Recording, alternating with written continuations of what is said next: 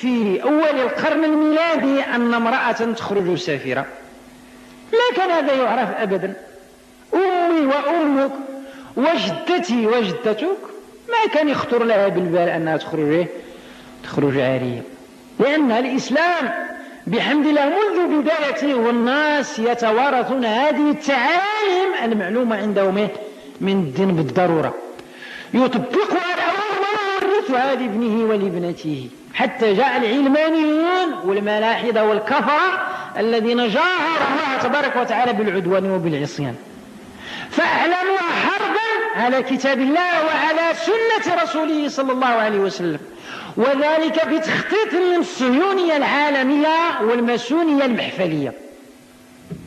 يعني أصحاب المحافل الماسونية هذه من مهماتهم ومن تخطيطهم أن تتمنع المرأة، لأن بفساد المرأة تفسد الشعوب.